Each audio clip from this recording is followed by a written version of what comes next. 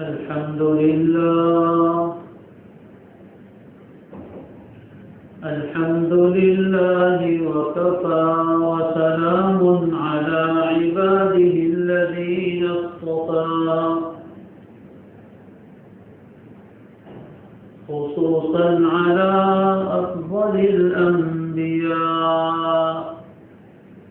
وإمام الأتقياء سيدنا وحبيبنا محمد المصطفى وأحمد المجتبى أما بعد فأعوذ بالله من الشيطان الرجيم بسم الله الرحمن الرحيم يا أيها الذين آمنوا كتب عليكم الصيام كما كتب على الذين من قبلكم لعلكم تتقون أياما معدودات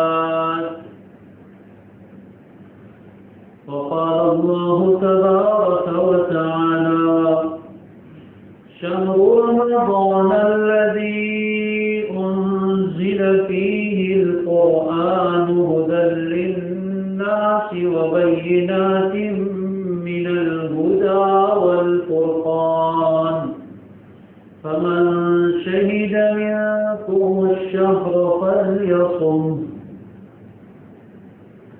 وقال الله تبارك وتعالى وفي ذلك فليتنافس المتنافسون وقال النبي صلى الله عليه وسلم من صام رمضان إيمانا واحتسابا غفر له ما تقدم من ذنبه ومن قام رمضان إيمانا واحتسابا غفر له ما تقدم من ذنبه وقال نبينا صلى الله عليه وسلم من قام ليلة القدر إيمانا واحتسابا غفر له ما تقدم من ذنبه أو كما قال عليه الصلاة والسلام اللهم صل وسلم وبارك وأنعم وتحنن وترحم على سيدنا وحبيبنا وشفيعنا وأسوتنا وقدوتنا وأولانا ومولانا محمد المصطفى خاتم النبيين إمام الأنبياء والمرسلين وحبيب رب العالمين وعلى آله وأصحابه وأتباعه وأزواجه وذرياته وعلماء أمته أجمعين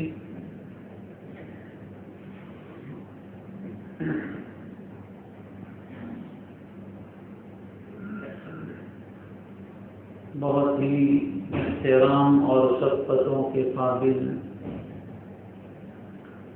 میرے دینی بھائیوں، دوستوں اور بزرگوں،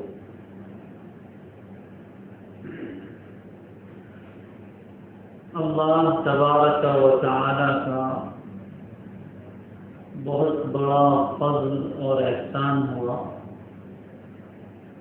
کہ اس نے دین کی نسبت پر مجھے اور آپ کو جمع ہونے کی توفیق عطا فرمائی، اور وہ بھی روئے زمین کے اس حصے پر جو اللہ تبارک و تعالی کو بہت زیادہ محبوب ہے۔ یقین جانیے کہ میرا اور آپ کا مسجد میں چل کر آ جانا یہ اللہ تبارک و تعالیٰ کے فضل اور اس کی توفیق سے،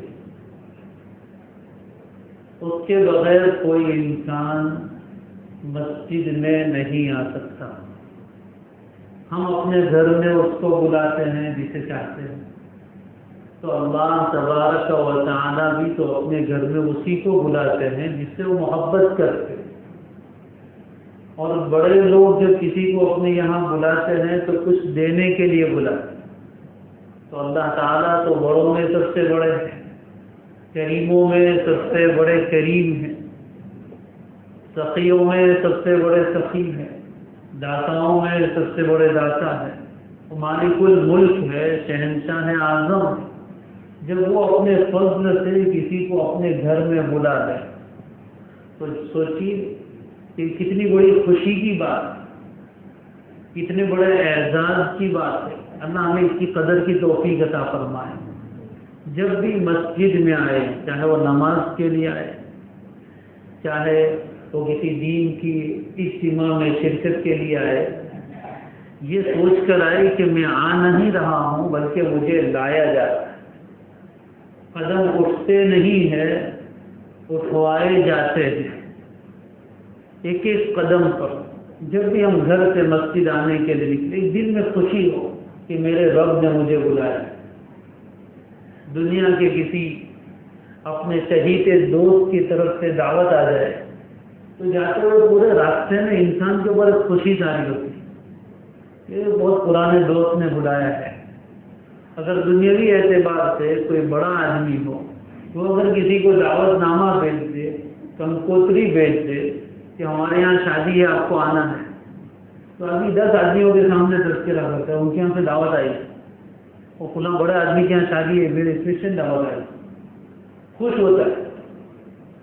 تو اللہ تبارک و تعالی جب دعوت دے کر ہمیں بلائے اور توفیق دے تو مومن کے دل میں اس کی خوشی ہونی چاہیے کہ میں اللہ کے گھر میں حاضر ہونے کے لیے جا رہا ہوں۔ اللہ ہمیں اس کا ادراک نصیب فرمائے، اس کی سمجھ نصیب فرمائے، تو پھر مسجد میں آنے کی کیفیت بدل جائے۔ اگر یہ احساس ہو جائے تو مسجد میں آنے کی کیفیت بدل جائے۔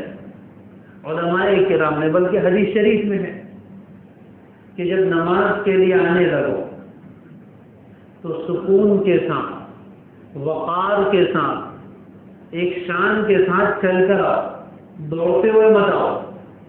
حدیث شریف میں نبی اکرم صلی اللہ علیہ وسلم نے یہ بات بیان فرمائی۔ اگر امام کے ساتھ نماز میں شرکت کرنا ہے اور جماعت پہلے سے کھڑی ہو گئی ہے، امام صاحب رکوع میں پہنچ گئے، تو عام طور پر ہم لوگ دوڑتے ہوئے آتے ہیں۔ حدیث شریف میں اس سے منع فرمایا کہ نماز کے لیے آئے تو دوڑتے ہوئے مت آؤ، سکون و وقار کے ساتھ چلتے ہوئے آؤ، جیسے کسی معزز آدمی کے پاس جا رہا ہے۔ یہ کیا بتا رہے ہیں؟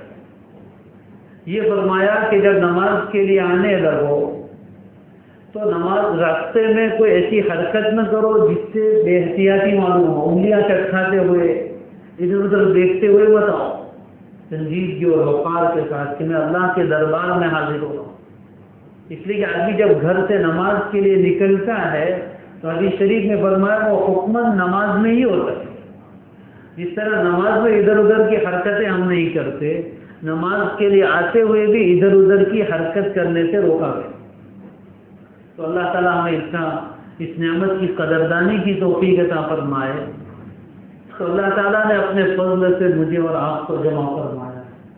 یہ اس بات کی علامت اور دلیل ہے کہ اللہ تعالیٰ میرے اور آپ کے ساتھ خیر کا ارادہ رکھتے، نوازنا چاہتے اس لیے بلایا، اگر دینا نہ ہوتا تو بلاتے ہی نہیں۔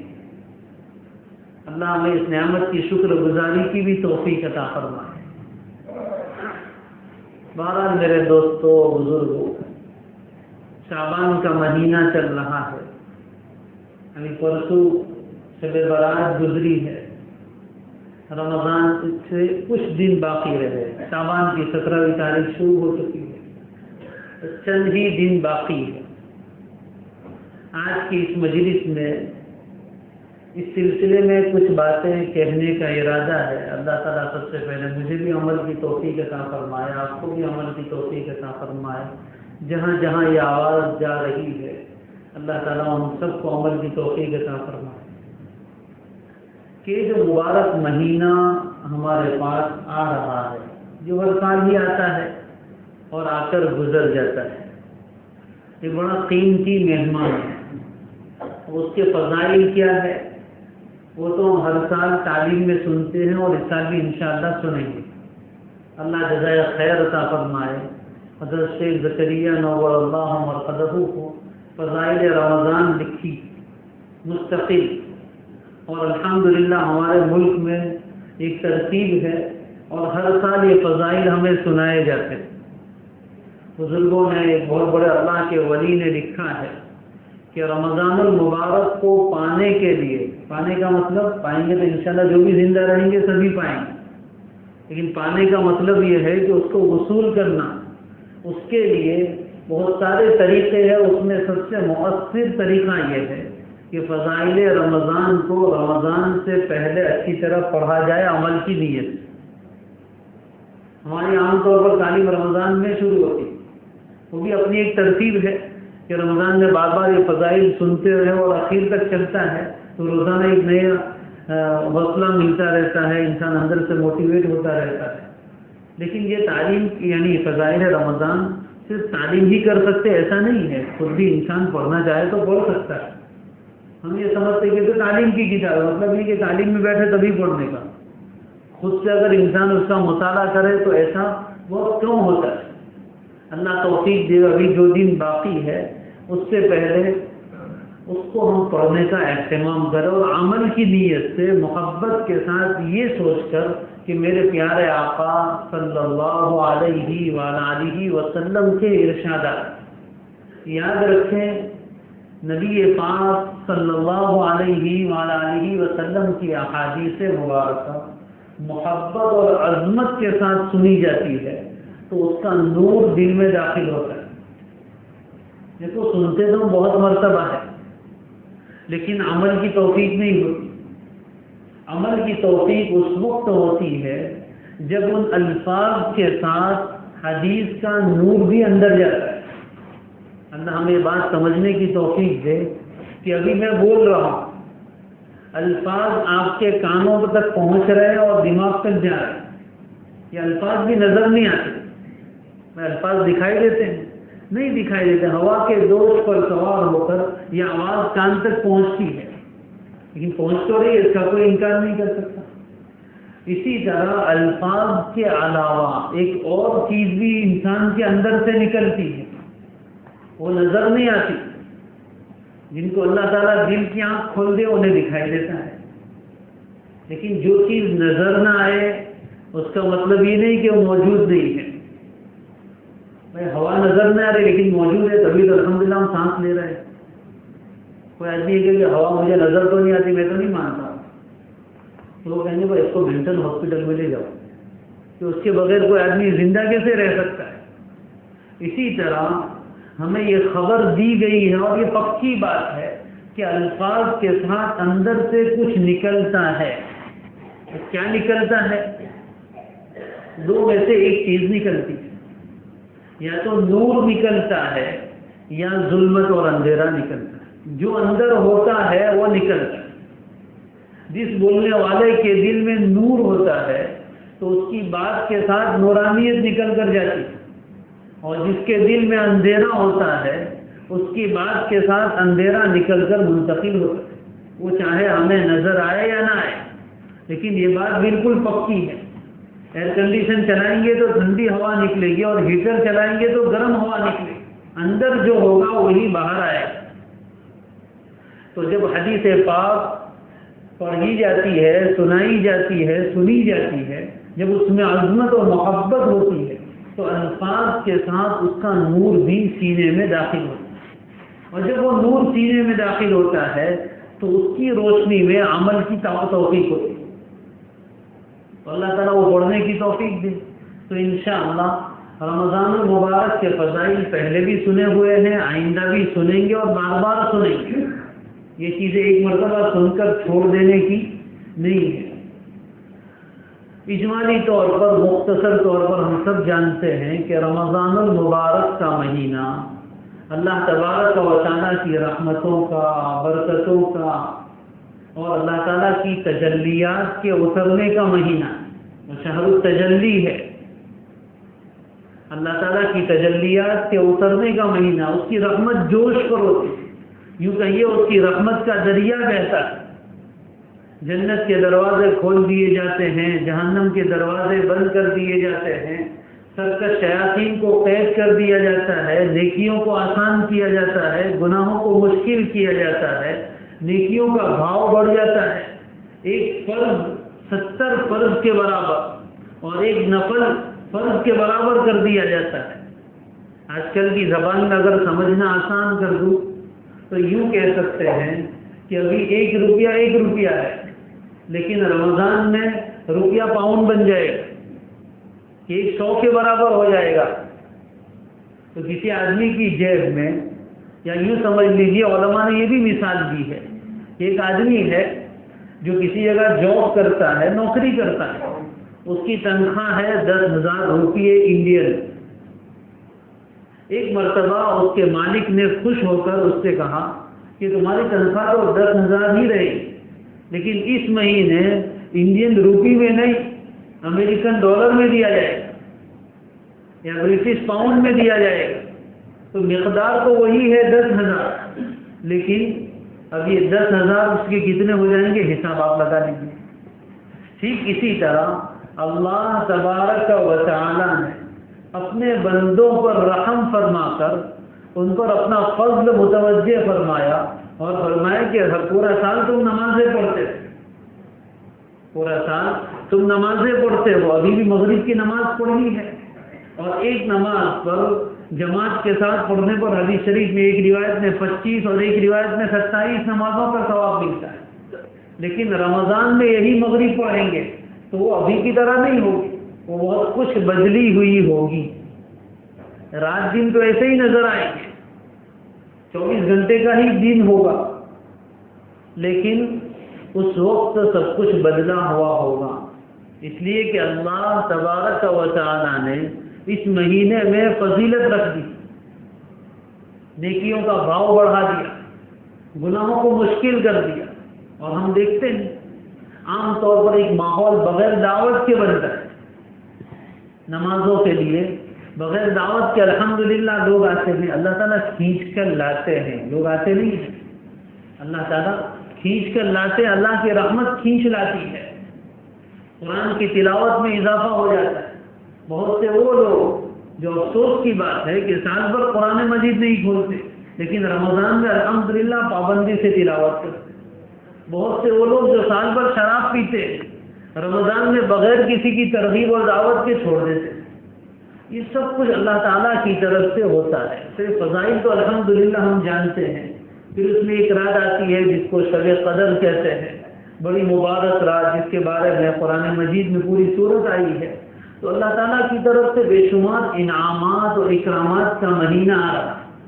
تو فضائل تو بیان کرنا مقصد نہیں ہے، مقصد یہ ہے کہ اب ہم اس مہینے کو کیسے وصول کریں۔ تھوڑا آگے کریں۔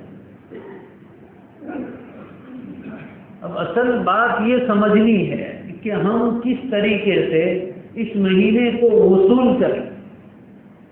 صرف مہینہ آنے سے فضیلت نہیں ملے گی، اس مہینے میں کچھ اعمال کرنے سے فضیلت ملے گی۔ تو یہ موقع آ رہا ہے، یو ٹرن آ رہا ہے۔ جیسے آدمی کسی ہائی وے پر سفر کرتا ہے تو تھوڑے فاصلے کے بعد ٹرننگ آتے ہیں، یو ٹرن، وہاں سے آدمی واپس مڑنا چاہے تو مڑ سکتا ہے، ہر جگہ سے نہیں مڑ سکتا ورنہ ایکسیڈنٹ ہو جاتا ہے۔ باہر کے ملکوں میں تو ایسا مسئلہ ہوتا ہے کہ اس کے بغیر آدمی مڑ ہی نہیں سکتا۔ ایک مرتبہ عمرے کے سفر میں ہمارے ایک متعلق آئے، مکہ مکرمہ سے باہر کسی جگہ دعوت کرنا چاہتے تھے، تو ان کی گاڑی میں بیٹھ کر نکلے۔ اب جہاں سے موڑنا تھا وہ چوک گئے، تو تھوڑا آگے چلے گئے، اب ریورس میں گاڑی لے نہیں سکتے، انہوں نے آگے سب سے موڑ لگی۔ یقین جانے آگے چلتے گئے جدہ پہنچ گئے، راستے میں کوئی یو ٹرن ہی نہیں۔ جدہ کے ہوٹل میں کھانا کھا کر واپس آئے.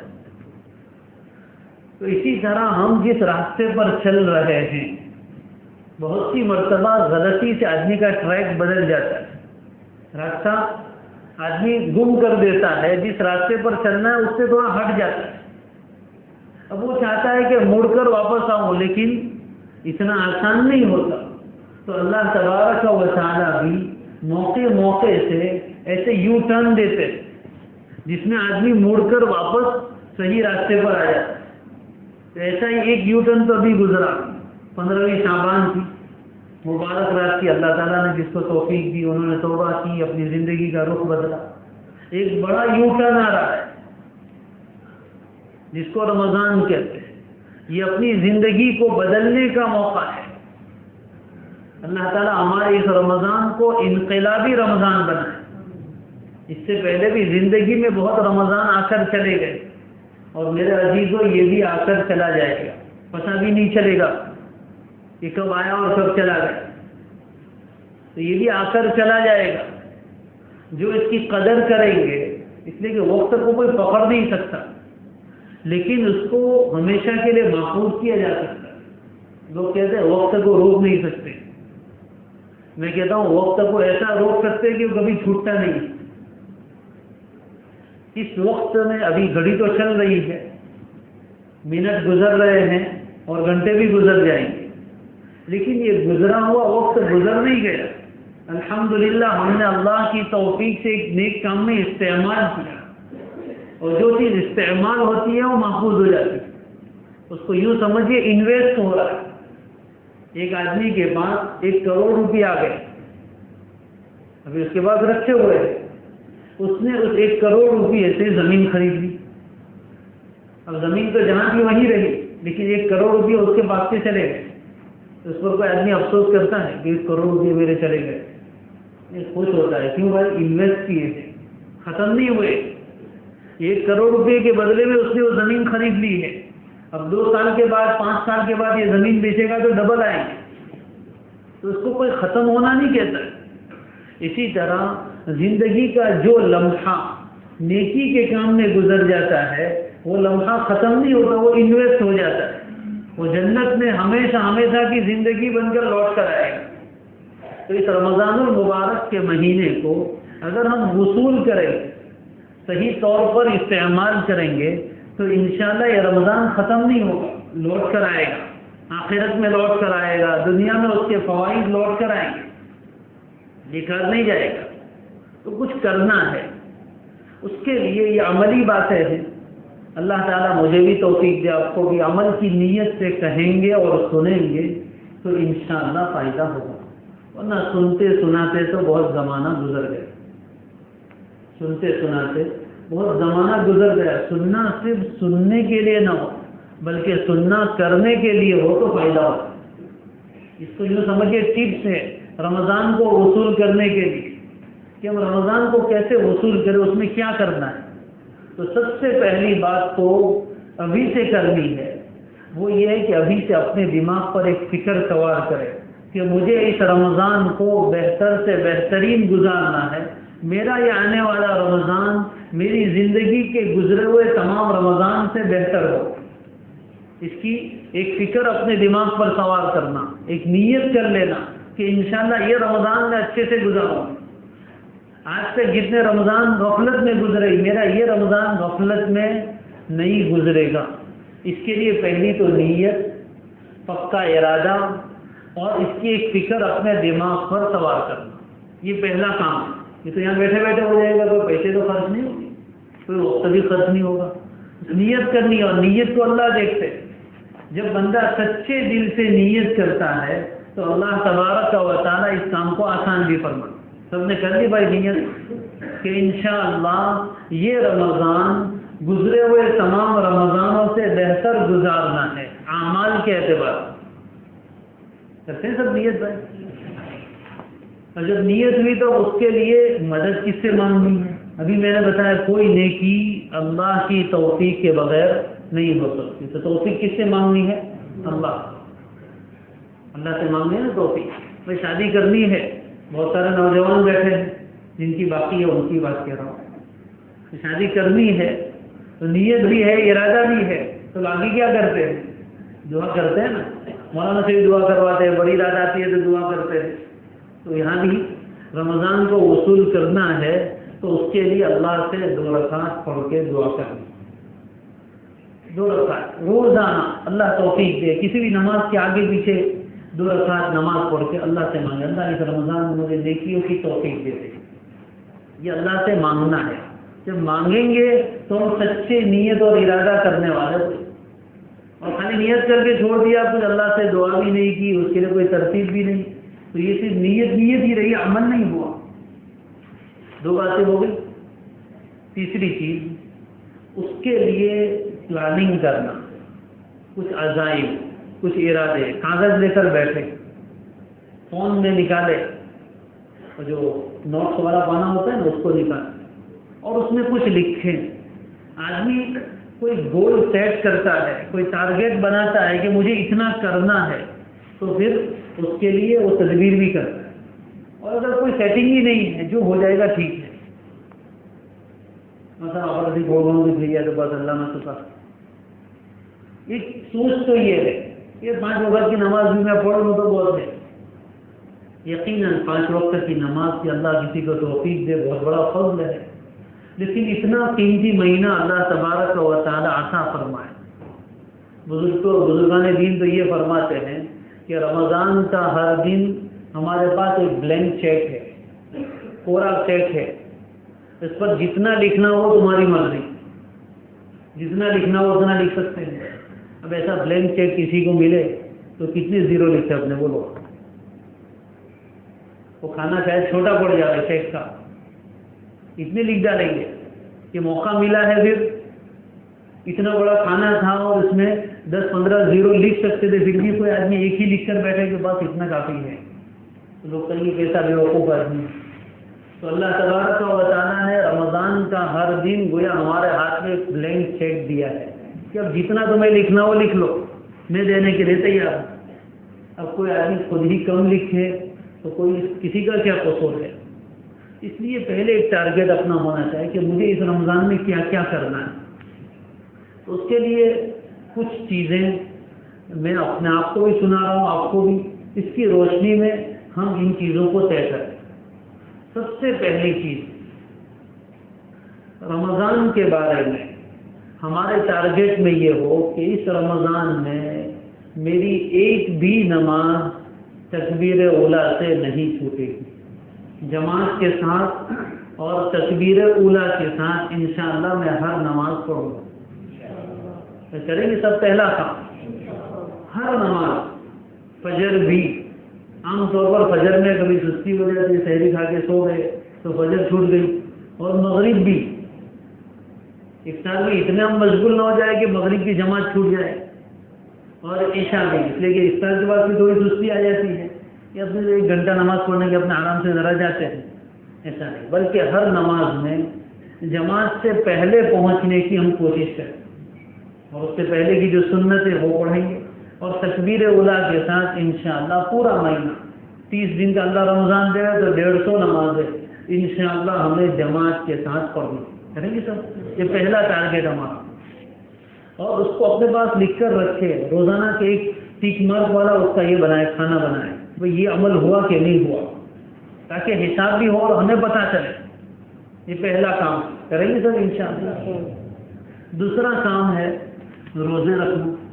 الحمدللہ یہاں جو مجمع بیٹھا ہے، گمان یہ ہے کہ اس میں سے سبھی روزے دار ہے، اور انشاءاللہ سب نے نیت کی، ابھی سے نیت کر لیں کہ انشاءاللہ پورے مہینے کے میں روزے رکھوں گا. رمضان ملے گا کہ نہیں ملے گا وہ تو اللہ ہی جانتا ہے، لیکن نیت کی تو انشاءاللہ ثواب ابھی سے لکھ دیا جائے گا نیت پر عمل کا، اور جب موقع آئے گا تب عمل بھی کرنا ہے. اب روزے تو الحمدللہ بچپن سے رکھنے کا معمول ہے، لیکن روزہ کیسے رکھنا ہے؟ وہ نبی اکرم صلی اللہ علیہ وسلم نے فرمایا، من صام رمضان ایمانا و احتسابا، جو آدمی رمضان کے مہینے کے روزے رکھے 2 چیزوں کے ساتھ، تو اس کے اگلے سارے گناہ اللہ معاف فرما دے. 3 عمل رمضان میں 3 عمل ایسے ہیں جس پر پچھلے سب گناہوں کی مغفرت کا وعدہ نبی اکرم صلی اللہ علیہ وسلم نے فرمایا ہے، اور بخاری شریف کی حدیث ہے تینوں۔ فرمایا جو آدمی رمضان کے مہینے کا روزہ رکھے ایمان کے ساتھ اور ثواب کی امید پر، 2 چیزیں، یہ دونوں بڑی اہم چیزیں ہیں، اس کو سمجھنا ہے۔ ایمان کے ساتھ کا کیا مطلب؟ صرف اللہ کا حکم ہے یہ سمجھ کر روزہ رکھے اور کوئی مقصد نہیں۔ دنیا میں بہت لوگ بھوکے رہتے ہیں، ڈائٹ پر بہت لوگ جاتے ہیں، لیکن ہمیں یہ کوئی مقصد اپنے سامنے نہیں رکھنا، بس اس لیے کہ میں اللہ کا بندہ ہوں اور اللہ نے مجھے روزہ رکھنے کا حکم دیا ہے، اس لیے میں روزہ رکھتا ہوں، جسمانی کوئی فائدہ ہو یا نہ ہو۔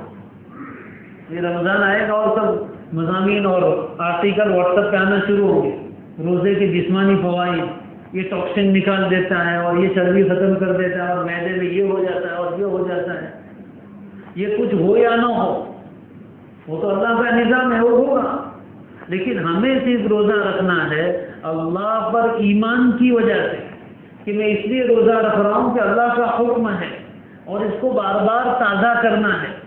ہر روز روزہ رکھتے ہوئے نیت جو کروائی جاتی ہے، اصوم للہ، میں اللہ کے لیے روزہ رکھ رہا ہوں، صحت کے لیے نہیں، جسم کو اچھا بنانے کے لیے نہیں، بیماریوں سے بچنے کے لیے نہیں، صرف اللہ کے لیے ایمان، اخلاص، اور دن بھر بار بار اس کو سوچنا، جس کو کہتے ہیں احتساب، کہ اس روزے پر مجھے کیا ملے گا، ثواب کی امید، خوش دلی سے روزہ رکھنا ہے۔ یوں بولتے بولتے نہیں، بہت گرمی، بہت آپ سے روزہ بہت بھاری پڑتا ہے، تو طرف بول آپ کی، ایسا بولنے سے کوئی پانی پینے کا مل نہیں جائے گا۔ خوش دلی سے، گرمی کا رمضان آ رہا ہے، گرمی ہوگی کہ اللہ تبارک و تعالیٰ کو معلوم تھا، روزے فرض کیے تھے تب کہ موسم بدلیں گے، گرمی میں بھی آئے گا، سردی میں بھی آئے گا، بارش میں بھی آئے گا، ہر موسم میں آئے گا، اللہ کو پتہ ہے۔ اور گرمی کا روزہ اللہ تبارک و تعالیٰ کے قرب اور نزدیکی کا بہت بڑا ذریعہ ہے۔ ویسے مطلق روزہ ہی اللہ کے قرب کا بہت بڑا ذریعہ، صوم لی، اللہ فرماتے روزہ خاص میرے لیے، لیکن گرمی کا روزہ، اس پر جو اللہ کا قرب ملتا ہے، اس پر جو اللہ کی نزدیکی ملتی ہے، اس پر جو ثواب ملتا ہے، اس کا مجھے اور آپ کو اندازہ نہیں۔ صحابہ کرام سے پوچھیے، صحابہ فرماتے تھے ہمیں دنیا میں رہنے کا شوق نہیں ہے، لیکن گرمی کے روزے رکھنے کے لیے، کہ سخت گرمی کے دنوں میں میں روزہ رکھ کر اللہ کی محبت میں بھوکا رہا، اس کے لیے مجھے زندہ رہنے کا شوق ہے۔ کیا مزہ آتا ہوگا جب سخت دوپہر ہو، چلچلاتی دھوپ ہو، گلے میں کانٹے لگ رہے ہو، ٹھنڈا پانی، ٹھنڈا شربت، سب کچھ گھر میں موجود ہے، لیکن صرف بندہ اللہ کو راضی کرنے کے لیے اور اللہ کے خوف سے ٹھنڈا پانی اور شربت سامنے ہونے کے باوجود بھی نہیں پیتا، کوئی دیکھنے والا نہیں، تو اللہ تعالیٰ کو کتنا پیارا ہے۔ پھر اس پر جو ملتا ہے، جب ایسی تکلیف ہو اس وقت اپنا آپ کو سمجھا، اللہ میں صرف آپ کے لیے بھوکا ہوں، اللہ میں صرف آپ کے لیے پیاسا ہوں، میرے پاس کھانے پینے کی چیزیں ہیں، لیکن آپ کے حکم پر نہ میں کھا رہا ہوں نہ پی رہا ہوں، اللہ تم مجھ سے مجھے معاف کر دے۔ بار بار جب بھی بھوک لگے، جب بھی پیاس کا احساس ہو، دل کا رجوع اللہ کی طرف، یہ روزہ ہے، اور روزہ ایک تربیت ہے، زندگی میں تقوی لانے کا ذریعہ ہے۔ روزے کا مقصد ہی قرآن نے بیان فرمایا لعلکم تتقون، روزہ اس لیے اللہ دیتے ہیں کہ زندگی میں تقوی ہے۔ تقوی کیسا آئے گا؟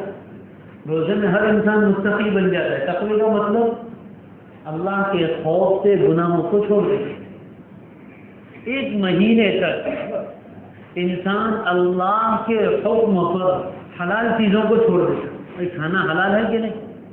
ابھی جب جی جائے تو پینا اپنے حلال مال سے کما کر حاصل کیا حلال ہے، شادی شدہ آدمی ہے، بیوی اس کے لیے حلال ہے، لیکن صبح صادق سے لے کر غروب آفتاب تک اللہ کے حکموں پر روزہ رکھا، کوئی دیکھنے والا نہیں، یہاں تک کہ کلی کرنے کے لیے منہ میں پانی لے گیا، ڈر رہا ہے کہ کہیں بھول سے پانی گلے سے نیچے نہیں اتر جائے، کوئی دیکھنے والا نہیں ہے، کلی کرنے کے لیے منہ میں لے جا کر نیچے اتار دے، کس کو پتا چلے گا؟ لیکن نہیں، کیوں؟ اللہ دیکھ رہا ہے، کسی کو پتا نہیں چلے گا لیکن اللہ کو تو پتا چل جائے گا۔ کمرے میں بند، کمرے میں اکیلے ہیں میاں بیوی، کوئی دیکھنے والا نہیں، لیکن بیوی کو شہوت کے ساتھ ہاتھ لگانے سے بھی بچتا ہے، اس کی بیوی ہے، حلال ہے، کوئی دیکھنے والا نہیں لیکن اللہ دیکھ رہا ہے۔ ٹھنڈا پانی کمرے میں موجود ہے، کوئی دیکھنے والا نہیں لیکن نہیں پیتا، یہ کیوں؟ اللہ دیکھ رہا ہے۔ یہ تربیت ہے، یہ پریکٹس ہے کہ جب 1 مہینے تک اللہ تبارک و تعالیٰ کے حکم سے، اس کے دیکھنے کے خوف سے حلال چیزوں کو چھوڑ دیا، تو اب اللہ کے حکم پر حرام چیزوں کو تو ہمیشہ کے لیے چھوڑ دیں۔ یہ تربیت ہے۔ اتنی پیاس لگنے کے باوجود بھی سخت ترین تقاضا، حالانکہ یہ سب طبعی تقاضے، فطری نیچرلی تقاضے ہیں، پیاس کا لگنا، بھوک کا لگنا، یہ سب فطری تقاضے ہیں جو انسان کی طبیعت میں پیدا ہوتے ہیں۔ اللہ کے حکم پر ان فطری تقاضوں کو جب انسان دباتا ہے تو انسان کے اندر اتنی استعداد اور اتنی قوت و طاقت پیدا ہو جاتی ہے کہ پھر گناہ کا موقع آئے گا، وہاں اللہ کے حکم سے نگاہوں کو جھکائے گا، پھر حرام کا لقمہ سامنے آئے گا، اٹھا ہوا ہاتھ واپس کھینچ لے گا، پھر غلط بات زبان تک آ جائے گی لیکن زبان کو روک لے گا۔ یہ استعداد پیدا کرنے کے لیے روزہ ہے۔ تو روزہ کیسے رکھنا؟ ایمان کے ساتھ اور احتساب کے ساتھ، خوش دلی سے، ایک خوشی ہو، الحمدللہ میں نے روزہ رکھا ہے صرف اللہ تیرے لیے۔ دن میں بار بار کئی مرتبہ اللہ تبارک و تعالیٰ سے یوں کہے کہ اللہ میں نے آپ کے لیے روزہ رکھا ہے، اللہ قبول فرما دے، اللہ آپ کے لیے میں پیاسا ہوں، میدان محشر کی پیاس سے میری حفاظت فرما دیجیے۔ یہ دعا کرتے کرتے اور جب روزہ پورا ہو جائے تو ایک خوشی دل میں ہو گیا، الحمدللہ میں نے اللہ کے لیے روزہ، اور اس پر جو ثواب ملنے والا ہے کہ میرے پچھلے سارے گناہ معاف، اس کا بھی دھیان اپنے دل و دماغ میں لائے۔ یہ دوسرا کام ہوا، یعنی پہلا کام نماز، اور رمضان کو وصول کرنے کے لیے پھر کیا بتایا تھا؟ نیت تو کر لی، دعا روزانہ 2 رکعت پڑھ کے کرنی ہے، اور روزے رکھنے کی نیت بھی ہوگی، اور روزہ کیسے رکھنا ہے وہ بھی معلوم ہوا۔ یہ رمضان کا بڑا عمل ہے جو خاص فرض روزے، اس کا اہتمام، اس کی دعوت بھی چلائے۔ الحمدللہ ہمارے اس علاقے میں اکثر لوگ روزہ رکھتے ہیں، لیکن دھیرے دھیرے اب یہ بلا اور وبا آنے لگی ہے روزہ چھوڑنے کی۔ گرمی کے نام پر لوگ روزہ چھوڑ دیتے ہیں، چھوٹی چھوٹی بیماریوں پر لوگ روزہ چھوڑ دیتے ہیں۔ ایک فلاں ڈاکٹر صاحب نے کہا کہ تمہارا روزہ نہیں رکھنا، ختم۔ حالانکہ ہر ڈاکٹر کی بات شریعت میں معتبر نہیں ہے۔ کسی معتبر عالم دین کے پاس جا کر پوچھے کہ میری یہ پوزیشن ہے، مجھے شوگر ہے، تو اس طرح کا معاملہ ہے، تو اگر میں روزہ رکھوں تو اس طرح کی تکلیف ہوتی ہے، تو کیا میرے لیے روزہ چھوڑنا جائز ہے یا نہیں ہے، یا کیا ترتیب ہونی چاہیے؟ تو چھوٹے چھوٹے عذر کی بنا پر لوگ روزہ چھوڑ دیتے ہیں۔ اور دوسری ایک بہت اہم چیز جو انتہائی خطرناک ہے کہ رمضان میں ایک تو روزہ نہ رکھے، یہ گناہ، بہت بڑا گناہ، لیکن روزہ نہ رکھ کر پھر اس کا اظہار سب کے سامنے، یہ ان کی منہ چھپاؤں، اللہ کی نہیں چھپائے تو لوگوں کو نہیں چھپاؤں۔ روزہ نہیں رکھتا ہے، سب کے سامنے بیڑی پیتا ہے، سب کے سامنے سگریٹ پیتا ہے، اور پھر سینہ ٹھوک کر کہتا ہے کہ اس میں کیا چھپانے کا؟ نہیں، یاد رکھیں یہ اس سے بڑا گناہ ہے۔ یہ تو گناہ کیا اور اس کا افسوس بھی نہیں۔ رمضان کے مہینے میں اگر کسی عذر کی وجہ سے بھی روزہ نہ رکھا ہو، اس کی شریعت میں اجازت ہے، تب بھی حکم یہ ہے کہ سب کسی کے سامنے کھانا جائز نہیں ہے کہ آدمی راستے پر ہوٹلوں میں سب کے سامنے کھاتا پھرے۔ یہ بڑی خطرناک چیز ہے۔ رمضان کا احترام اپنی جگہ، بلکہ علماء نے تو یہاں تک لکھا ہے کہ جن کی کھانے پینے کی دکانیں ہیں، ہوٹلیں ہیں، وہ دن میں رمضان کے احترام میں دکانیں بند رکھے، رات کو کھولے۔ یہ حکم فرمایا، مسئلہ اور فتویٰ علماء نے لکھا ہے۔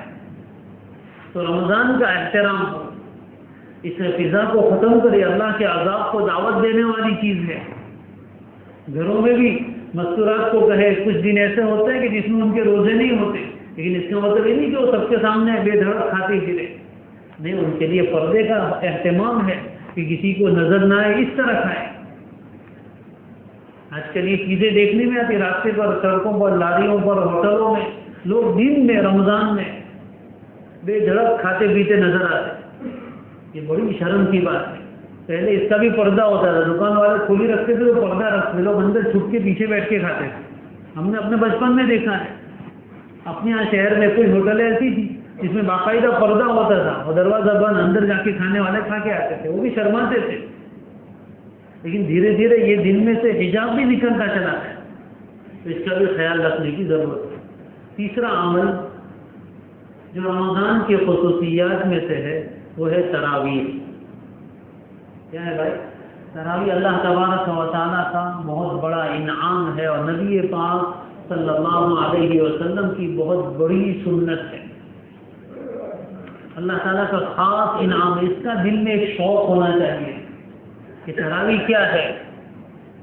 اللہ تبارک و تعالیٰ نے ایکسٹرا 40 سجدے عطا فرمائے، 20 رکعت ہے، اور 20 رکعت میں 40 سجدے ہیں، اور ہر سجدہ اللہ کے قرب کا ایک مقام ہے۔ تو ہر رات تراویح میں اللہ نے ہمیں اپنے قرب کے 40 درجات عطا فرمائے۔ تو پورے رمضان اگر کوئی آدمی تراویح کا اہتمام کرے تو 1200 سجدے ہوئے، دکھنے میں چھوٹا ہوتا ہے، قطرہ قطرہ دریا سوال، روزانہ کی 40 تو پورے رمضان میں 1200 سجدے، اور روزانہ کی 20 رکعت تو رمضان کی 600 رکعتیں۔ 600 رکعت کوئی معمولی ذخیرہ ہے۔ اہتمام کے ساتھ تراویح کا اہتمام، اور رمضان کے علاوہ نماز میں اگر کوئی آدمی قرآن مجید کی تلاوت کرے تو ایک حرف پر 100 نیکی ملتی ہے، نماز کی حالت میں پڑھے تو، نماز کے بعد پڑھے تو 10 نیکی، اور رمضان میں ہر نیکی کا بھاؤ بڑھ جاتا ہے۔ اب تراویح میں جو قرآن مجید پڑھا جاتا ہے، کتنے ہزاروں ہو، ہمیں تو احساس بھی نہیں، صرف بسم اللہ الرحمن الرحیم میں 19 صورت ہیں علماء فرماتے۔ تو یہاں سورہ فاتحہ اور سورہ فاتحہ کے بعد قرأت روزانہ 100 پارہ 1 پارہ پڑھا جاتا ہے۔ تو اہتمام کے ساتھ ہم تراویح میں شرکت کریں، خوش دلی سے۔ الحمدللہ اللہ نے آسانیاں کی، ایئر کنڈیشن مسجد میں لگے ہوئے ہیں، اوپر پنکھے ہیں، اور یہاں کھڑے ہو کے 1-1.25 گھنٹہ کھڑا رہنا ہے۔ اہتمام کے ساتھ رکوع سجدے بھی اہتمام والے کریں، تو ایک بھی تراویح ہماری چھوٹنے نہ پائے۔ خوش دلی کے ساتھ، اہتمام کے ساتھ تراویح پڑھیں۔ بہت سے علاقوں میں، یہاں تو شاید ایسا نہیں ہوگا، لیکن بہت سے علاقوں میں ایسا ہوتا ہے کہ پیچھے بیٹھے رہتے، امام صاحب رکوع میں جاتے ہیں، دوڑتے ہوئے آتے ہیں۔ یہ قرآن سے اعراض ہے کہ ہمیں نماز میں کھڑا ہونا اچھا نہیں لگتا ہے، قرآن سننا اچھا نہیں لگتا ہے۔ کتنی بڑی یعنی بے احتیاطی کی اور بے توجہی کی بات ہے کہ ادھر نماز میں قرآن پڑھا جا رہا ہے اور ادھر پیچھے آواز کر رہے ہیں، پیچھے بیٹھ کر باتیں کر رہے ہیں، پیچھے فون چل رہا ہے۔ یہ تو وہ کافروں والی بات ہے کہ کافر لوگ یوں کہتے تھے کہ جب قرآن پڑھا جائے تو شور بچاؤ تاکہ لوگ سن نہیں پائیں، جو سننا چاہتے ہیں ان کو بھی ڈسٹرب ہوتا ہے۔ ایسا نہیں، تراویح میں روزانہ ہماری مسجد فل ہو۔ عام طور پر ایسا ہوتا ہے کہ شروع کے 2-4 دن مسجد فل ہوتی ہے، اس کے بعد دھیرے دھیرے مصلی کم ہوتے ہیں، پھر 27 سے پہلے واپس بھرنے لگتی ہے، درمیان کے حصے میں لوگ غائب ہو جاتے ہیں۔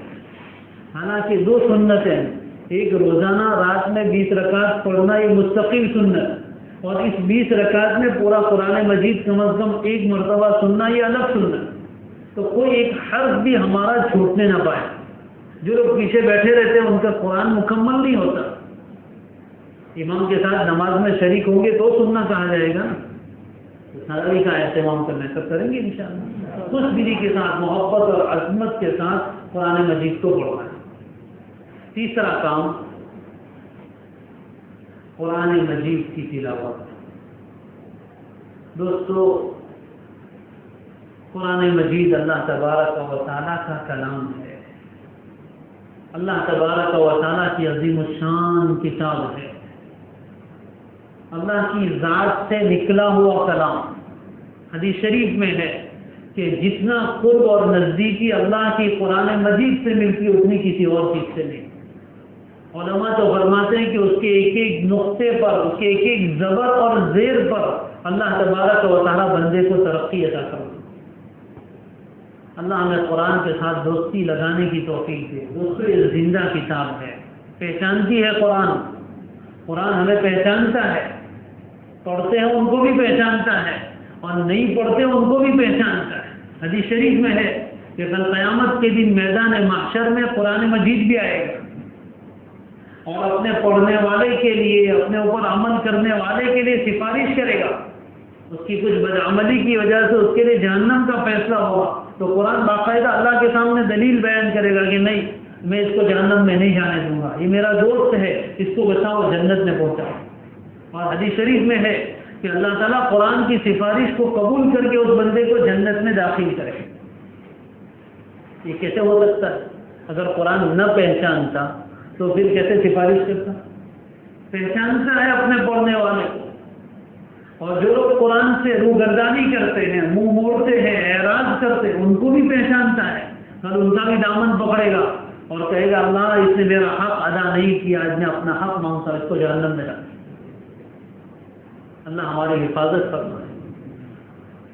نبی اکرم صلی اللہ علیہ وسلم قیامت کے دن شکایت کریں گے، وقال الرسول یا ربی ان قوم اتخذوا هذا القرآن مہجورا.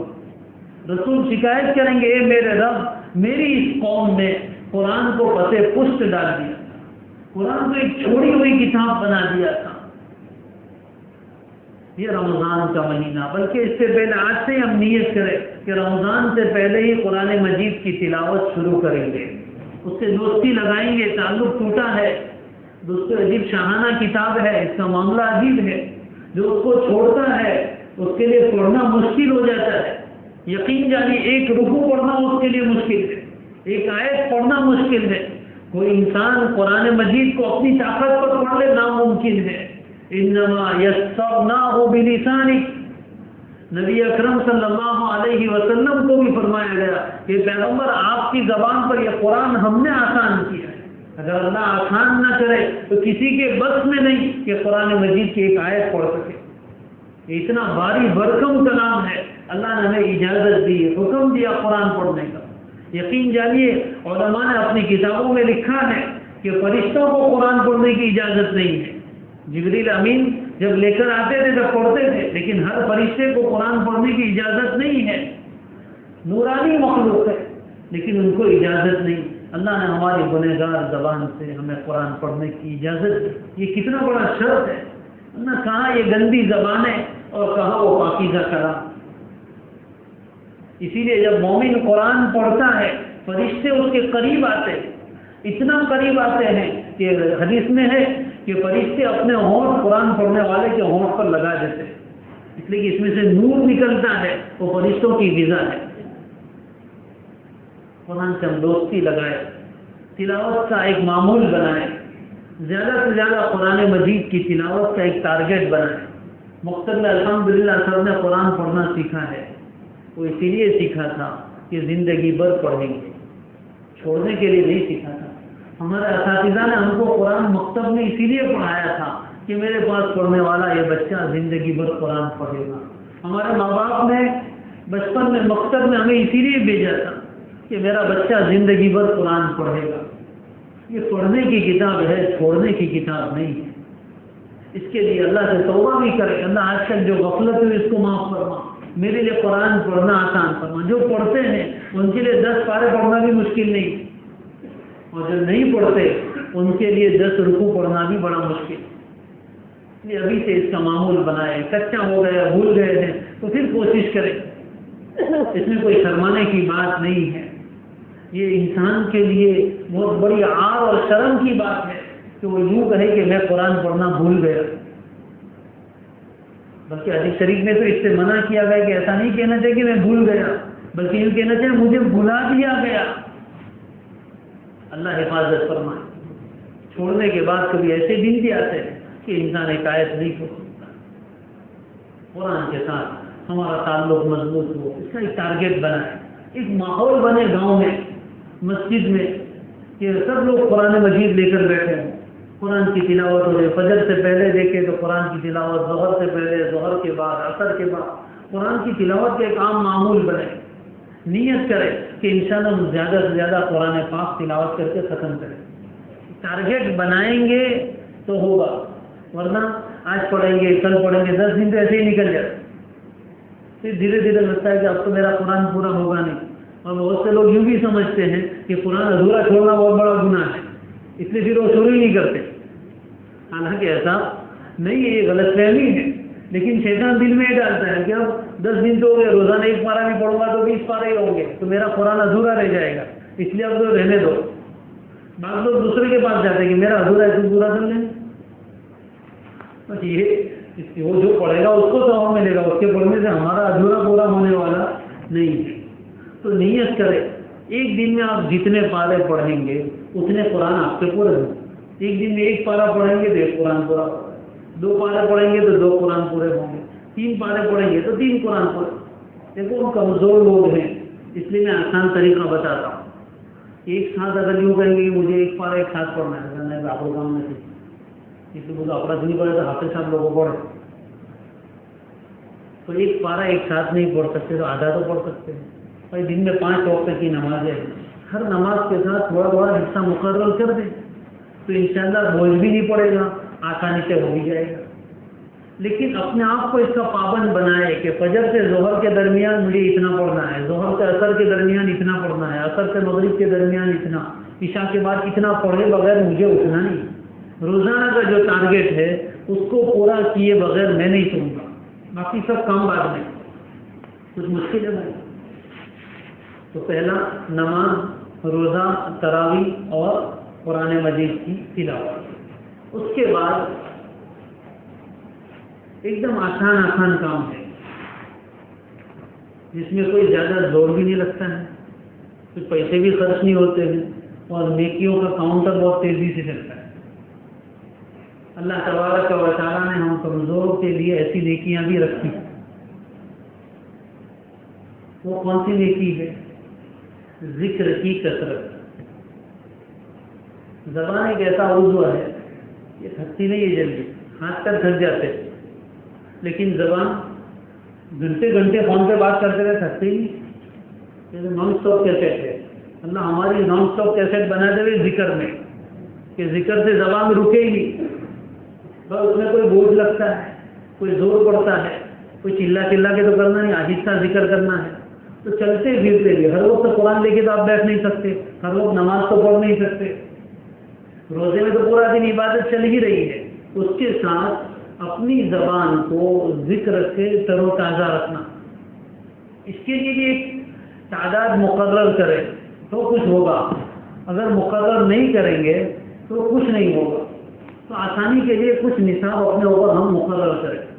دیکھو ایک بات میں آپ کو بتاؤں آسانی کے لیے، ایسی ایک تصویر لے لینا، یہ بہت معین اور مددگار ہے نیکی کے کام میں اور ذکر میں. اس کو عربی میں کہتے ہیں مذکرہ، یاد دلانے والی. خواہی ذکر کرنے کو جی چاہتا ہے. تو اس طرح کی کوئی چیز ہوتی ہے تو اس کے ذریعے سے انسان کو یاد آتا ہے کہ مجھے پڑھنا ہے. بہت سے لوگ کام کاج والے ہیں، تو ایسا نہیں ہے کہ رمضان میں سب کام کاج کی چھٹی بالکل کر دو.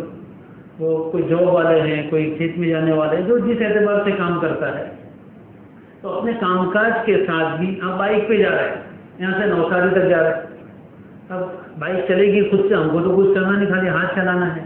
کار میں جا رہے ہیں تو وہ تو پیر سے چل رہی ہے، زبان تو خالی ہے. اب یہاں سے وہاں جانے تک مان لو آپ کو 10 منٹ لگے. اب اس 10 منٹ میں آپ چپ رہیں گے تو زبان خاموش رہے گی. اور اس 10 منٹ میں ہم نے درود شریف پڑھا، اور چھوٹا سا درود مثال کے طور پر صلی اللہ علیہ وسلم. اس 10 منٹ میں تقریباً آپ 500 مرتبہ پڑھ سکتے ہیں. یہاں سے وہاں جاتے جاتے آپ کا 500 مرتبہ درود پاک ہو سکتا ہے، جانے میں آنے میں.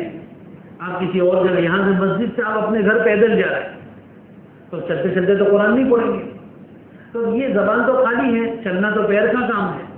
تو اپنا ایک معمول بنا لے کہ اس رمضان میں کچھ اذکار کا مجھے اہتمام کرنا ہے. ان میں سے ایک استغفار. کیا ہے بھائی؟ استغفار. ہمیں بہت زیادہ ضرورت استغفار کی ہے. استغفار سے گناہ معاف ہوتے ہیں، بے شمار اس کے فوائد، ابھی اس کا موقع نہیں ہے، لیکن استغفار کا ہم اہتمام کریں. ایک معمول اپنے اعتبار سے مقرر کریں. مثال کے طور پر مجھے روزانہ رمضان میں 1000 مرتبہ استغفار کرنا ہے. دیکھو دنیا کے بھی بہت فائدے ہیں اور آخرت کے بھی بہت فائدے ہیں.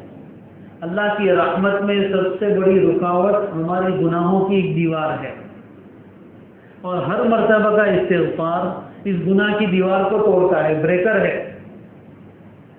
جیسے دیوار توڑنی ہو تو ایک دم سے نہیں ٹوٹتی ہے، تھوڑا تھوڑا تھوڑا کر کے ٹوٹتی ہے۔ اسی طرح یہ استغفار جب ہم دل سے کریں گے، اللہ معاف کر دے، آپ اردو میں بول سکتے ہیں اللہ معاف کر دیجیے، استغفر اللہ استغفر اللہ استغفر اللہ، اور دل میں ندامت ہو کہ مجھ سے بہت گناہ ہو۔ اس طرح آپ اگر استغفار کرتے ہیں، معمول بنائیں، کم از کم 1000 مرتبہ ہم استغفار کریں، کوئی مشکل نہیں ہے۔ اس کو بھی 5 نماز کے ساتھ جوڑ لیجیے، 5 نمازیں، ہر نماز کے آگے پیچھے میں 200 مرتبہ ہو جائے گا، کوئی دیر نہیں لگے گی، چند منٹ کا کام ہے، 3-4 منٹ۔ اگر آپ تھوڑا اہتمام کر لیں، میں اس لیے کہہ رہا ہوں کہ ٹارگیٹ بنائیں گے تو ہوگا۔ آپ مسجد سے آنے جانے میں 200 مرتبہ پڑھ سکتے ہیں، اپنے گھر سے آنے جانے میں 200 مرتبہ پڑھ سکتے ہیں۔ تو پہلا ذکر استغفار، دوسرا درود پاک، ہر بند دروازے کو کھولنے والی چیز نبی اکرم صلی اللہ علیہ وسلم پر درود پاک پڑھنا ہے۔ اللہ کی رحمتوں کی بارش، صاف ستھرے الفاظ میں فرما دیا، جو آدمی 1 مرتبہ درود پڑھتا ہے اللہ تعالیٰ کی 10 رحمتیں اس پر اترتی۔ عام دنوں میں کبھی بھی پڑھے، رمضان کی تو بات ہی کچھ اور ہے۔ تو درود پاک کا اہتمام جتنا ہو سکے، ہر آدمی اپنے ایک دن پڑھ کے دیکھے آپ کتنا پڑھ سکتے، ہمیں اندازہ نہیں ہے کہ ہم کتنا پڑھ سکتے۔ جب لوگ دل پر لیتے ہیں تو جمعہ کے دن ہماری ایک مہم چلتی ہے درود پاک کی، 10,000 12,000 14,000 ایک دن میں پڑھنے والے لوگ، اور دنیا میں اللہ کے نیک بندے تو پتہ نہیں کس کس تعداد میں پڑھنے والے ہیں، وہ تو ہم سوچ بھی نہیں سکتے۔ لیکن ہر انسان کو اللہ نے بے شمار صلاحیت دی ہے، اگر ہم اپنی زبان کو، اپنی صلاحیتوں کو استعمال کریں گے تو یہ ہمیشہ کے لیے باقی رہے گا۔ تو دوسرا ذکر کون سا ہے بھائی؟ درود پاک۔ کوئی بھی درود پڑھ سکتے ہیں آسانی کے لیے، صلی اللہ علیہ وسلم، اور چھوٹا درود ہے زبان پر اور آسانی سے جاری بھی ہو جاتا ہے، یہ دوسرا۔ تیسرا ذکر ہے، اللہ تعالیٰ کو 4 کلمے بہت پسند ہیں، جس کو ہم تیسرا کلمہ کہتے ہیں، سبحان اللہ والحمد للہ ولا الہ الا اللہ واللہ اکبر۔ یہ 4 کلمات، تیسرا کلمہ سبحان اللہ سبحان اللہ۔ اس کا بھی جتنا ہو سکے، ہر سبحان اللہ پر جنت میں اللہ ایک درخت لگاتے ہیں، ہر الحمدللہ پر جنت میں اللہ ایک درخت لگاتے ہیں، اور ہر سبحان اللہ کا اللہ کی طرف سے جواب آتا ہے۔ حدیث شریف میں ہے کہ جب بندہ کہتا ہے سبحان اللہ تو اللہ کہتا ہے صدقت، تو نے سچ کہا۔ جب بندہ کہتا ہے الحمدللہ، اللہ فرماتے ہیں صدقت۔ ذرا اندازہ تو لگائیے کہ ہم فرش پر سبحان اللہ کہہ رہے اور عرش پر اللہ تعالیٰ جواب دیتے ہیں۔ ارے دنیا کا کوئی نیٹ ورک اتنا تیز نہیں ہے، 5G 6G جو بھی لے آؤ، کہ اتنا جلدی پیغام کو یہاں سے وہاں تک پہنچا دے، اتنا تیز کوئی نیٹ ورک نہیں ہے۔ بندے نے زمین پر کہا سبحان اللہ، اور ودن سیکنڈ اسی لمحے اللہ تبارک و تعالیٰ کے عرش پر پہنچا اور وہاں سے جواب آیا صدقت۔ ہر ذکر کا اللہ کی طرف سے جواب آیا۔ یہ الگ بات ہے کہ ہمارے نیٹ ورک سلو ہے یا فون کا کان کا اسپیکر خراب ہو گیا ہے، اس لیے ادھر سے جواب آتا ہے تو سنا ہی نہیں دیتا ہے، جواب تو آتا ہے۔ یہ بات یقین ہے، نبی اکرم صلی اللہ علیہ وسلم نے فرما دیا، بات ختم ہو۔ اور اللہ کی طرف سے جب جواب آتا ہے تو خالی خالی جواب نہیں آتا ہے۔ جب اللہ تعالیٰ کہتے ہیں صدقت، تو نے سچ کہا، تو اللہ کس سے مخاطب؟ ہم سے فرما رہے کہ تو نے سچ کہا۔ تو جب اللہ کی طرف سے یہ جملہ ہماری طرف آتا ہے تو اس کے انوارات کے ساتھ آتا ہے، اس کی تجلیات کے ساتھ آتا ہے، دل کی دنیا بدل جاتی ہے۔ اللہ ہمیں اس کا ادراک اور احساس نصیب فرمائے۔ کبھی یہ سوچ کر تو ذکر کرے کہ میں ادھر سے ذکر کروں ادھر سے اللہ جواب دے۔ بھائی تو یہ بات ہو تو مزہ آتا ہے نا، ون ڈے میں تھوڑا مزہ آتا ہے۔ آپ کسی کو کال کرو اور ادھر سے آپ بولے جا رہے ہیں اور ادھر سے کوئی جواب بھی نہیں آ رہا ہے، یہ جواب آ رہا ہے لیکن اسپیکر کان کا خراب ہے، آواز نہیں آ رہی ہے، تو آپ تھوڑی دیر میں رکھ دیں گے، اس لیے کہ آواز کا جواب آ ہی نہیں رہا۔ لیکن کسی سے محبت ہو اور ادھر سے بھی بات جا رہی ہے ادھر سے بھی جواب آ رہا ہے تو پھر تو رکھنے کو دی نہیں جاتا ہے۔ تو اللہ تعالیٰ سے محبت ہو جائے ادھر سے ہم کہے سبحان اللہ، اللہ کہے صدقتا، ادھر سے ہم کہے الحمدللہ، اللہ کہے صدقتا، ادھر سے ہم کہے اللہ اکبر، اللہ کہے صدقتا، ادھر سے ہم کہے لا الہ الا اللہ، اللہ کہے صدقتا، میرے بندے تو نے سچ کہا۔ تو پھر دیکھو کیا مزہ آتا ہے، دنیا کے کسی حسینہ کا اور کسی محبوب کا جواب، کیا جواب جو اللہ تبارک و تعالیٰ کا جواب ہو۔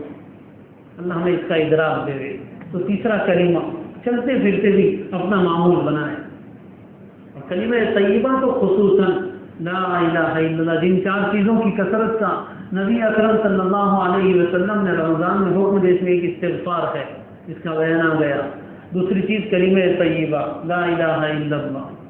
1200 کا معمول تو بنا لے کہ کم از کم ہمیں کلمہ طیبہ دوستو اتنا وزنی کلمہ ہے، اس سے افضل، اس سے زیادہ طاقتور، اس سے زیادہ وزنی کوئی کلمہ، کوئی بات دنیا میں نہیں، اور اس کا پتہ ابھی نہیں چلے گا۔ وہ حدیث بارہا ہم نے سنی ہے کہ ایک پلڑے میں 7 آسمان 7 زمین، اور دوسرے میں کلمہ طیبہ لا الہ، یہ صرف سننے کے لیے نہیں ہے، یہ عمل کے لیے ہے۔ جب کبھی تنہائی میں ہو، چپکے سے کہے لا الہ الا اللہ، اور یوں اللہ کو اپنے سامنے کر کے، اللہ تو ہے ہی لیکن ہمارے ذہن سے ہم بھول جاتے ہیں، اللہ سن رہا، اللہ کو سنانے کے لیے ان کے لا الہ الا اللہ، اللہ آپ کے سوا کوئی معبود نہیں۔ اکیلے میں ہم نے یہ گواہی دی، کل قیامت کے دن کوئی گواہ نہیں ہوگا، اللہ تبارک و تعالیٰ خود ہماری توحید کا گواہ بنے۔ تو رمضان میں اس کی کثرت کرنا ہے، کلمہ طیبہ، لا حول ولا قوت الا باللہ۔ یہ جنت کے خزانوں میں سے ایک خزانہ، اور انسان کی ساری تکلیفوں کو دور کرنے والا اور سارے نفع کی چیزوں کو کھینچ لانے والا کلمہ۔ سب وظیفوں کا ایک وظیفہ، لا حول ولا قوت الا باللہ۔ اللہ ہمیں سمجھا، ہم تو سمجھتے کتا بھونکے گدھا آواز کر وہی پڑھ دے، حالانکہ حدیث شریف میں فرمایا کہ لا حول ولا قوت الا باللہ کنز من کنوز الجنہ، جنت کے خزانوں میں سے ایک خزانہ۔ اور ایک روایت میں فرمایا کہ لا حول ولا قوت الا باللہ 99 بیماریوں کا علاج ہے، اور ان میں سب سے چھوٹی بیماری انسان کا ٹینشن ہے، جس کو ہم لوگ سب سے بڑی بیماری کہتے ہیں ڈپریشن، اس کا علاج اللہ نے لا حول ولا قوت الا باللہ میں رکھا۔ اس کا معمول نیکی کی طاقت بھی نہیں ہے، گناہ سے بچنے کی طاقت بھی نہیں ہے، اللہ آپ دیں گے تو۔ یہ تو کرنے کے کام ہوئے، اور ایک اہم کام کرنے کا، دعا کا اہتمام۔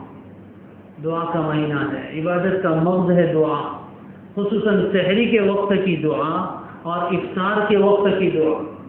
اس کو تم کبھی نہ چھوڑے پورے مہینے میں، اس وقت تو اللہ کی طرف سے خاص کاؤنٹر لگتا ہے، سحری میں اٹھتے ہی ہے، 2 رکعت نماز پڑھ کے اللہ کے سامنے ہاتھ اٹھائے، مانگے اپنے دنیا کے لیے، اپنی آخرت کے لیے، اپنی اولاد کے لیے، امت کے لیے۔ افطار کے وقت میں دعا کا اہتمام، بھجیے سموسے تو ملنے ہی والے ہیں، کہیں چلے نہیں جائیں گے، ویسے بھی رہو بھائی، اذان کے بعد ہی کھاتے ہیں نا، اس سے پہلے تو کوئی کھاتا نہیں ہے، دیکھ دیکھ کے منہ میں پانی لانے کی کیا ضرورت ہے؟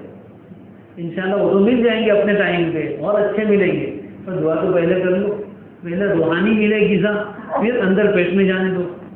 یہ بھی ساتھ میں مانگ لو کہ بد ہضمی نہ ہو، ایسیڈیٹی نہ ہو، یہ بھی مانگ لینے کا، اس لیے کہ رمضان میں یہ مسئلہ بہت ہوتا ہے۔ تو اللہ تعالیٰ سے ان 2 وقتوں میں تو خاص دعا، اور پھر ہر فرض نماز کے بعد دعائیں قبول ہوتی ہیں، اس کا ہم معمول بنائیں۔ یہ معمول دھیرے دھیرے ختم ہوتا جا رہا ہے، نماز کے بعد دعاؤں کا، تو نماز کے بعد دعا کا اہتمام، یہ کرنے کے کام، اور نہ کرنے کے کچھ کام ہیں، جو کام نہیں کرنا ہے وہ اہم ہے۔ میں ایئر کنڈیشن چالو رکھے اور سب کھڑکیاں کھول دو تو رات صبح تک بھی چلتا رہے تو کولنگ ہونے کا نہیں ہے۔ کیوں؟ اس لیے کہ جتنی ٹھنڈی ہوا رہی ہو تو سب باہر نکل رہی، یہ سب نیکیاں ہم کر لیں، لیکن ساری کھڑکیاں کھلی رکھ کے گناہوں کی، تو یہ نیکیوں کا نور دل میں جمع ہوگا نہیں، نیچے سے نکل جائے، اوپر سے تھیلے میں پیسے ڈال رہے، نیچے سوراخ ہے، سب نکلتا جا رہا ہے۔ تو اہم چیز ہے گناہوں سے بچنا۔ تو رمضان المبارک میں اپنے آپ کو ہر چھوٹے بڑے گناہ سے بچانے کی فکر کہ مجھ سے کوئی گناہ نہ ہو۔ اللہ کے حکم پر حلال چھوڑ دیا ہے تو گناہ تو ہر وقت حرام ہے، اس کو کیسے نہ چھوڑے؟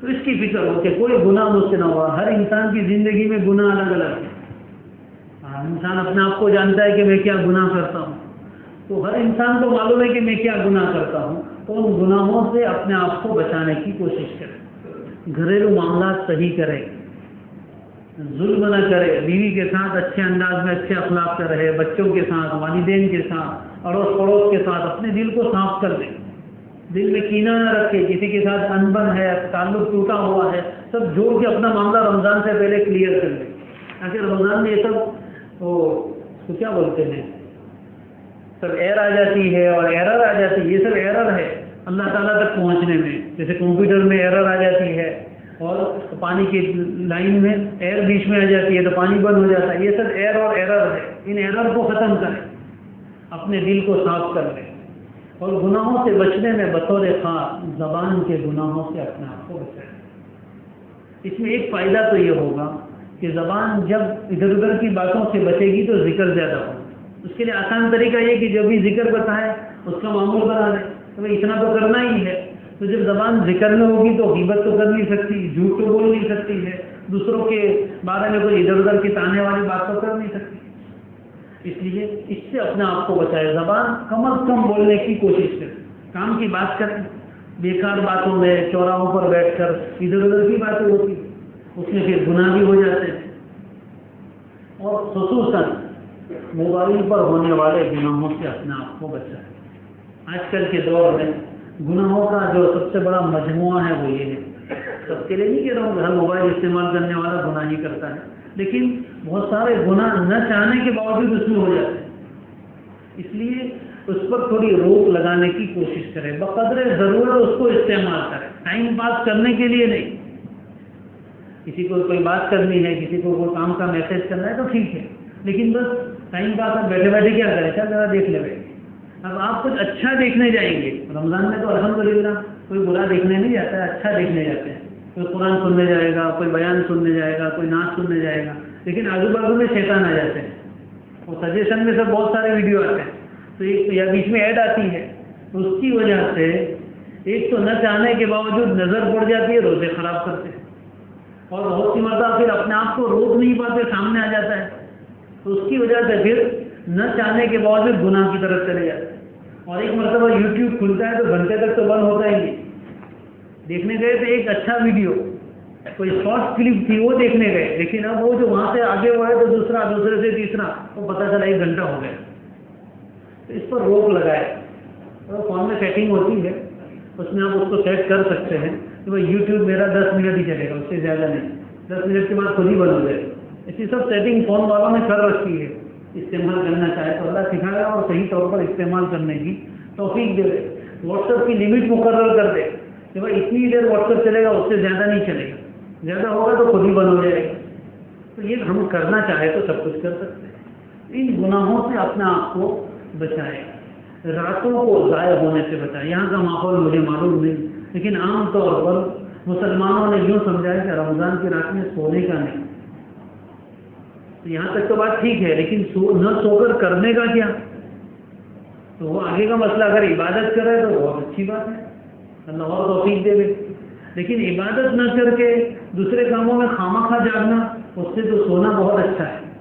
یہاں تراویح پڑھ کے گھر میں جا کے آرام سے سو جائیے، اور صبح شادی سے آدھا پونا گھنٹہ پہلے اٹھ کر 2-4 رکعت اللہ جو توفیق دے وہ پڑھ کے سحری کھا کے پھر فجر کی نماز میں آ جائیے، یہ انشاءاللہ زیادہ بہتر ہے۔ اس کے مقابلے میں کہ پھر تراویح کے بعد 2-3 گھنٹے کی ہماری مجلس لگے، بعض جگہ تو باقاعدہ رات گزارنے کے لیے پھر دوسری چیزیں لاتے ہیں، کوئی کیرم کہیں کھیلا جا رہا ہے، کہیں کوئی والی بال کھیل رہا ہے، کہیں کرکٹ چلتی ہے۔ دوستو یہ راتیں اتنی مبارک، اللہ تعالیٰ تو رحمت برسا ہے، اور ہم لعنت کے اسباب اپنے اوپر لے کر ہیں۔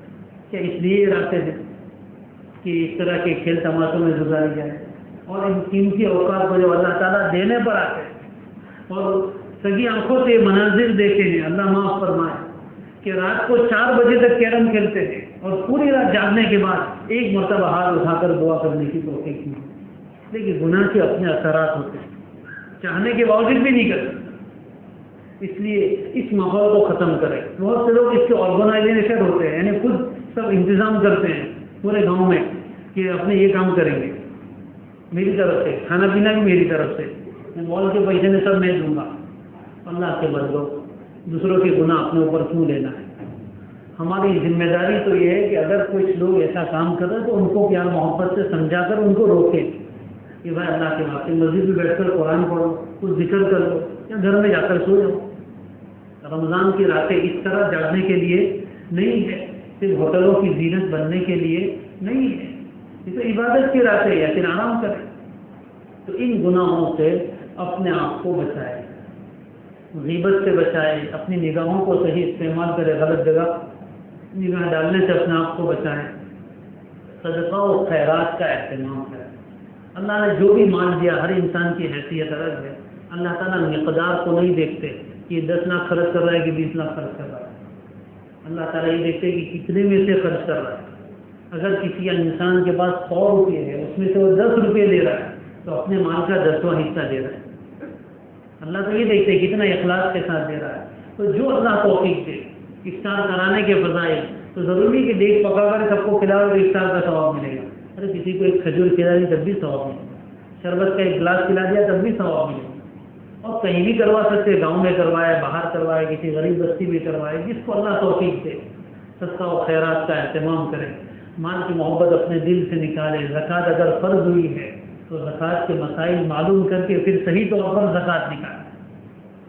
آئندہ 23 تاریخ کو نوساری میں زکوٰۃ کے تعلق سے مستقل ایک پروگرام بھی رکھا گیا ہے، ڈابیل سے انشاءاللہ قاضی صاحب تشریف لائیں گے، اور زکوٰۃ کس پر واجب ہوتی ہے، کتنی واجب ہوتی ہے، کس کو دے سکتے ہیں، کون لے سکتا ہے، کون نہیں لے سکتا، یہ سب مسائل بھی سمجھنے کی اور اس پر عمل کرنے کی ضرورت ہے، تو وہاں بھی تشریف لائیں۔ تو رمضان سے متعلق یہ چند اہم باتیں تھیں، کرنے کے کیا کام ہے اور کن کاموں سے اپنے آپ کو بچانا ہے، سب یاد رہے گا انشاءاللہ۔ پہلا تو ابھی نیت کی ہے کہ رمضان پچھلے سارے رمضان سے بہتر گزارنا ہے، اس کے لیے روزانہ 2 رکعت پڑھ کے اللہ تعالیٰ سے دعا کرنی ہے۔ نمبر 3 پلاننگ کرنی ہے کہ رمضان میں مجھے کیا کیا کرنا ہے، کون سے وقت پہ کرنا ہے۔ بہت سے لوگ ایسے ہیں کہ جن کے کام کاج ایسے کہ وہ آگے پیچھے کر سکتے ہیں، تو رمضان سے پہلے سب کاموں کو نمٹا لے تاکہ رمضان میں زیادہ وقت فارغ رہے۔ بہت سا وقت شاپنگ میں چلا جاتا ہے، اور خصوصاً آخری اشرا، عید کی تیاری، آج بیوی کے کپڑے لانے کے، کل بچوں کے جوتے لانے کے، ابھی میرے سلائی کے لیے کپڑے دینے کے باقی ہے، وہ تو رمضان سے پہلے ہی کم کر لے، تاکہ کباڑ میں رکھ دے، تاکہ ٹینشن فری ہو۔ رمضان کی اتنے گرمی میں ایک تو نکلنے کا، رات کو تو دکانیں کھلتی نہیں، تو گرمی میں نکلنے کا روزے کے ساتھ، اس سے اچھا ہے رمضان سے پہلے اپنی ساری شاپنگ واپنگ کر کے فارغ ہو جائے، تاکہ رمضان میں یہ سب کام نہ رہے۔ اسی طرح اپنے کاروباری کام ہے تو رمضان سے پہلے جو نمٹا سکتے ہیں یا رمضان کے بعد تک ملتوی کر سکتے ہیں تو کر لیں، تاکہ رمضان میں زیادہ سے زیادہ وقت ہمارا عبادت کے لیے خرچ ہو۔ پلاننگ کرنی ہے۔ چوتھا کام، روزے کس طرح رکھنے ہیں وہ بتائیں۔ 5ویں چیز تراویح، وہ بھی کس طرح پڑھنی ہے، اہتمام کے ساتھ کہ ایک آیت بھی ہماری چھوٹنے نہ پائے، خوشی کے ساتھ عظمت کے ساتھ پڑھیں گے، اور 4 رکعت کے بیچ میں سوچنے کا کہ 4 رکعت میں کتنا قرآن پڑھا، مجھے کتنا، اس لیے بیٹھتے ہیں مولانا، باتیں کرنے کے لیے نہیں بیٹھتے، وہ اس لیے بیٹھتے 4 رکعت ذرا آرام بھی ہو جائے اور انسان ایک نیا تازہ دم ہو کر اٹھے، تو اس کے لیے بیٹھتے ہیں۔ تراویح کا اہتمام کرنا ہے۔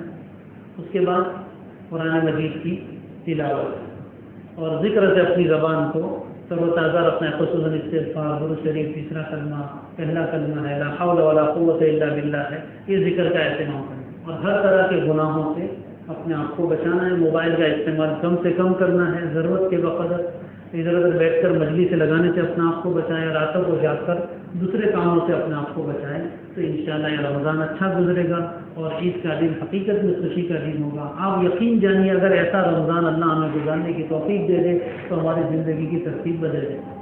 اللہ تعالیٰ مجھے بھی ان باتوں پر عمل کی توفیق دے، آپ کو بھی ان باتوں پر عمل کی توفیق عطا فرمائے۔ ایک بات کا اعلان بھی کرنا تھا کہ اصل میں آج کے لیے دعوت دی گئی تھی